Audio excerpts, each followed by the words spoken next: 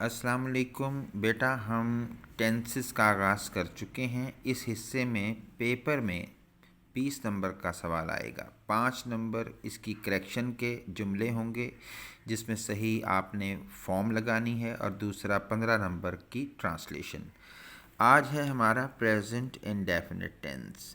इसमें सबसे पहले देखिए मखसूस अल्फाज हैं, जैसे पहला है यूजुअली, आम तौर पर, जनरली आम तौर पर, ऑलवेज़ हमेशा, नेवर कभी नहीं, एवर हमेशा, ओनली सिर्फ, सेल्डम कभी कभी, ऑफन अक्सर, डेली रोज़ाना, एवरीडे रोज़ाना। यानी इंग्लिश के जुमले में जब ये लफ्ज़ हों तो उस जुमले को अगर आपने तब्दील करना हो तो आप उसे प्रेजेंट इंडेफिनिट के उसूलों के साथ तब्दील कर सकते हैं।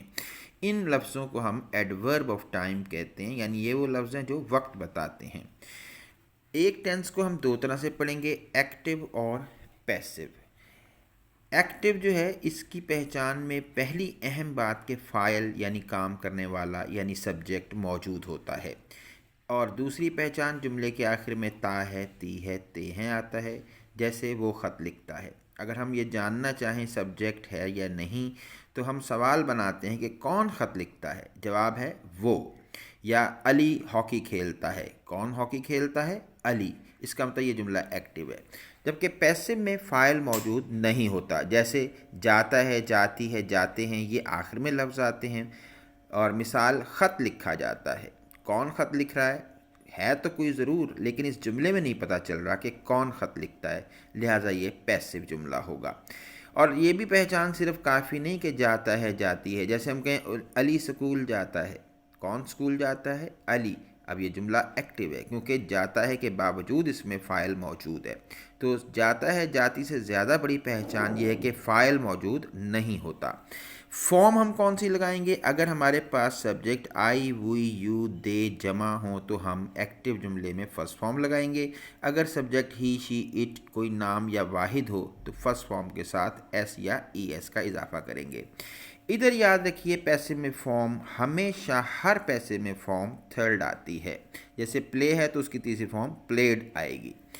इसके बाद आप देखिए हेल्पिंग वर्ब, मदद करने वाले जो है हमारे हेल्पिंग वर्ब, उनमें ये है पहचान कि आप आई, वुई, यू, दे जमा इनके साथ डू लगाते हैं। और डू कब लगाते हैं? जब जुमला मनफी या सवालिया हो। ही, शी, इट या कोई नाम या कोई वाहिद नाम, एक नाम, तो उसके साथ डज और फर्स्ट फॉर्म आती है। फिर हम पहली फॉर्म के साथ जो है वो एस नहीं लगाएंगे, सिर्फ फर्स्ट फॉर्म इस्तेमाल करेंगे। और इधर हेल्पिंग वर्ब में इज़, आर, एम होते हैं जो कि प्रेजेंट कॉन्टीन्यूस से ले लिए जाते हैं। और इसके बाद तरीका, सब्जेक्ट पहले, फिर वर्ब, फिर ऑब्जेक्ट। जैसे सबसे पहले सब्जेक्ट वो, फिर वर्ब लिखता है, ऑब्जेक्ट ख़त। तो जुमला होगा ही राइट्स ए लेटर, क्योंकि ही है एस लगा देंगे। She writes a letter, it writes या अली राइट्स, इस तरह से कोई ए बॉय राइट्स, वाहिद जो चीज़ होगा उसके साथ ऐसा आएगा। मनफी में ही does not write a letter, सवालिया में does he write a letter, और डब्ल्यू एच वाले में डब्ल्यू एच पहले लफ्ज़ आएगा, फिर does he write a letter. और इसी तरह से पैसिव में आप पहले असल में ऑब्जेक्ट लिख देंगे, फिर हेल्पिंग वर्ब, फिर वर्ब की थर्ड फॉर्म, ख़त है लिखा जाता।